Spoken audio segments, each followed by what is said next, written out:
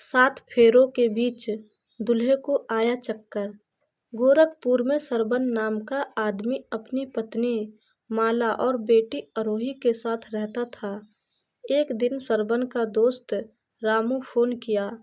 Hello Sarban, कैसे हो? सब कुशल मंगल तो है? सरबन हाँ, सब कुशल मंगल है। क्या बात है? बहुत दिनों बाद फोन किया है।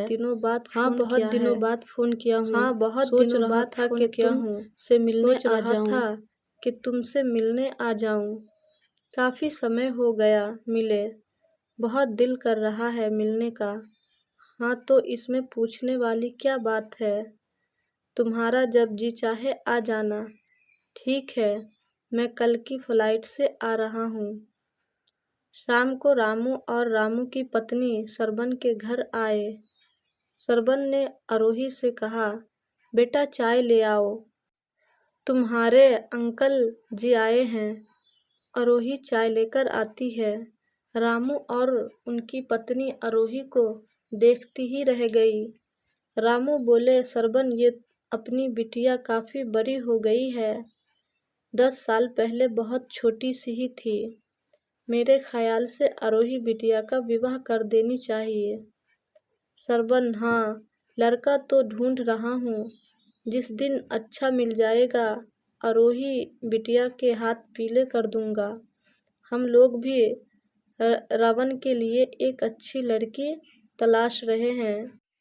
रवन का इंजीनियरिंग भी कंप्लीट हो गया है। अब सोचता हूँ उसकी शादी कर दूँ। सरबन बोला, अच्छी लड़की देखकर उसके भी हाथ पीले करवा दो। रामू अच्छी लड़की देख लिया, अब क्या देखना? सरबन कौन है वो? कौन क्या, अपनी आरोही बिटिया और रावण की जोड़ी बहुत जचेगी। बोलो सरबन कुमार, कब आए आरोही बिटिया को लेने? सरबन बोला, जब तुम्हारी मर्जी आ जाना। आरोही बिटिया यहाँ रहे या वहाँ रहे, दोनों तो अपना ही घर है। कुछ दिनों बाद आरोही रावण की शादी होने को आई।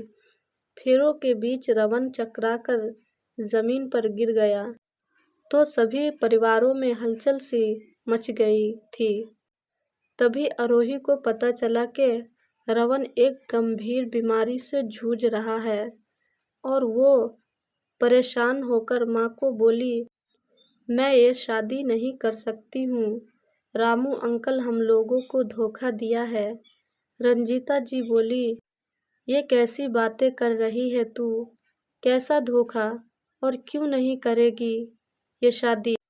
सारे मेहमान नीचे खड़े हैं, चल जल्दी नीचे जा, फेरे का समय निकल जाएगा।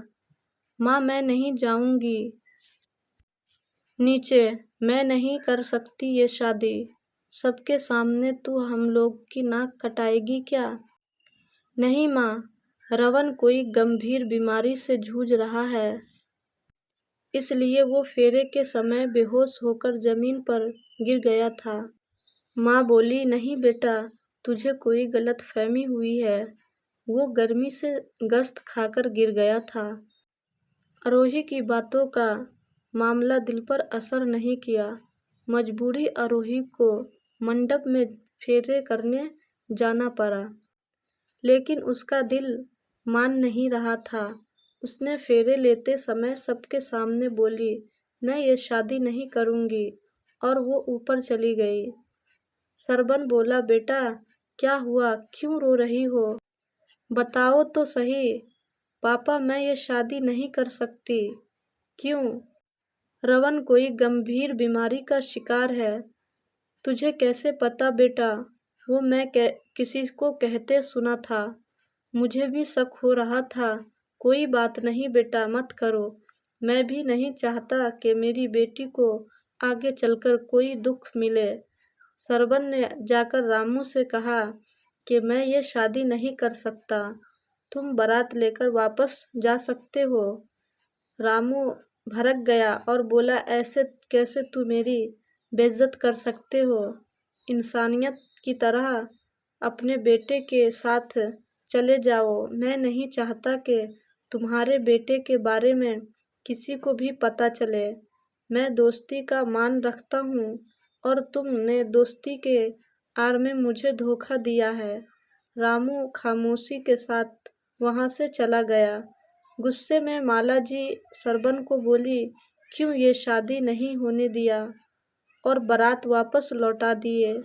मैं एक बीमार आदमी के साथ अपनी बेटी नहीं दे सकता। माला बोली, तो क्या हुआ? उसके पास कितने पैसे हैं?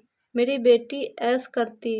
सरबन ने जोरदार थप्पड़ मारा माला को और बोला, तुम्हें पैसे की परी है और अपनी बेटी की नहीं।